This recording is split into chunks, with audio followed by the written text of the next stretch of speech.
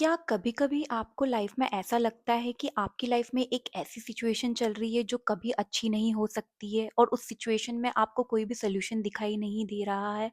तो let me tell you कि हर situation का आउटकम डिपेंड करता है कि हाउ यू परसीव इट।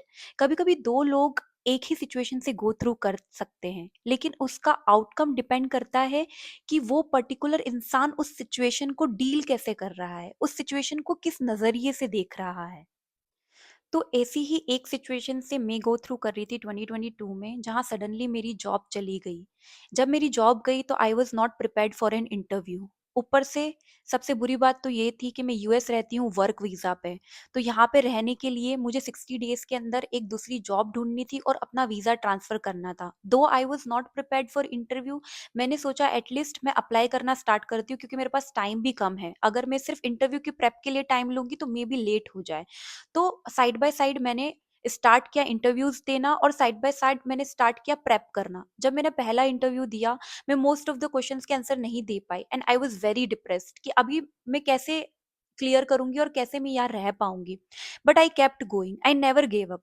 मैंने स्टार्ट किया अप्लाई करना दूसरी जॉब्स के लिए। ऐसे करके मुझे इंटरव्यू कॉल्स आने लगे। मैं डेली इंटरव्यूज के लिए अप्लाई करती, और जब मैं इंटरव्यू देती तो बाय द इवनिंग मैं क्वेश्चंस नोट डाउन करती कि किसके आंसर मैं दे पाई और किसके आंसर्स मैं नहीं दे पाई।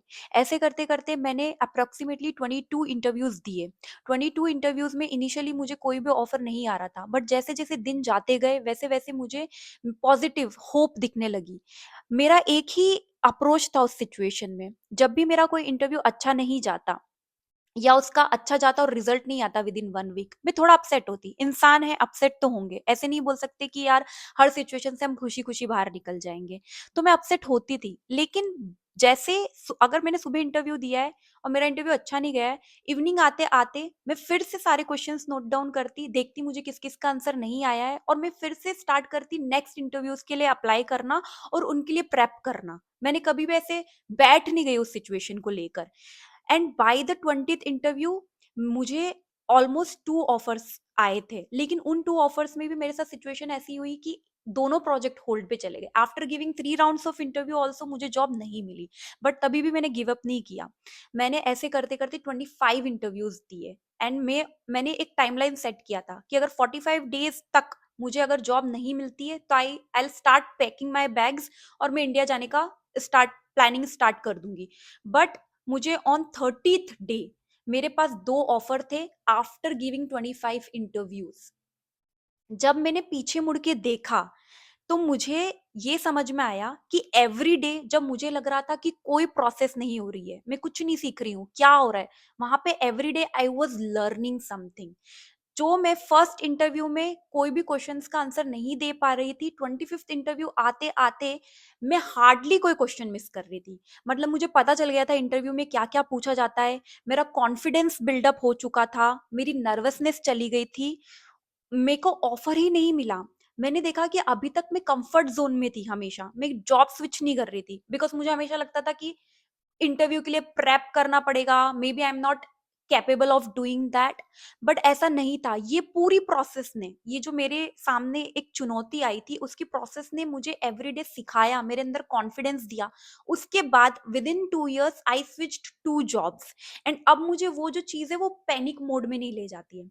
लेकिन अगर मैंने इसी सिचुएशन को एक दूसरे वे से देखा होता, अगर मैंने गिव अप कर दिया होता, अगर मैंने 5 या 10 इंटरव्यूज दिए थे और जब मेरे प्रोजेक्ट ऑन होल्ड पे चले गए और मुझे ऑफर्स नहीं आ रहे थे, अगर तब मैं बैठ जाती ये सोच के कि इस सिचुएशन का तो कोई मुझे सोल्यूशन नहीं मिल रहा है, maybe I should go to India.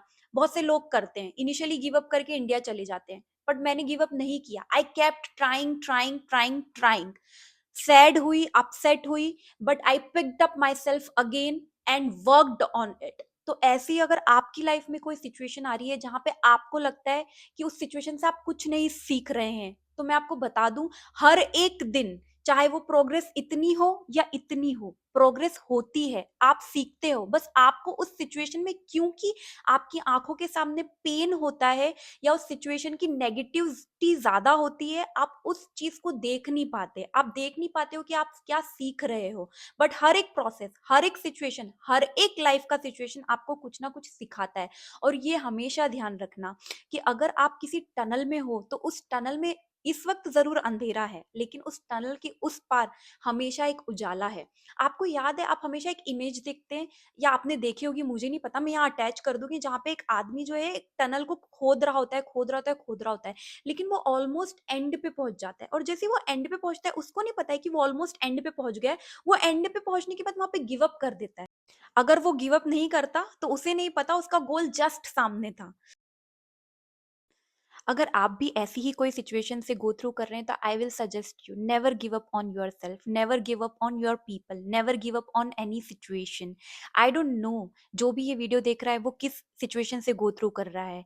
Job loss हो सकता है, पैसों की प्रॉब्लम हो सकती है, कोई इंसान आपकी लाइफ में चले गया हो, पर ऐसा नहीं है कि वो सिचुएशन हमेशा वैसी ही रहेगी। अगर मैं किसी सिचुएशन से बाहर निकल सकती हूँ तो आप भी निकल सकते हैं, पर जरूरत है तो एक पॉजिटिव एटीट्यूड की। हाँ, अभी समय सही नहीं है, आई कैन अंडरस्टैंड, आपको वो पेन फील हो रहा है, आपको वो दर्द फील हो रहा है, लेकिन अगर आप बैक ऑफ द माइंड वो पॉजिटिव एटीट्यूड रखेंगे, अगर आप एक दृढ़ निश्चय करेंगे कि नहीं, चाहे सिचुएशन कैसी भी है, मैं इससे बाहर निकलूंगी या निकलूंगा एक दिन, तो आप जरूर निकलेंगे।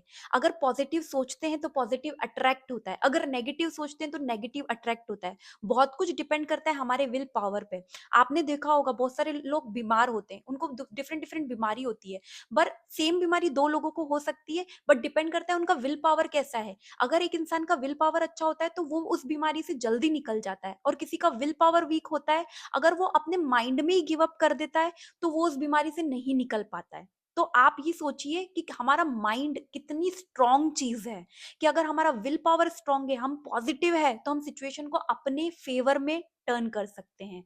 तो आपका आउटकम, आपकी लाइफ का आउटकम डिपेंड करता है कि आप उसे कैसे परसीव करते हैं, आपका एटीट्यूड टुवर्ड्स इट कैसा है। So please never give up.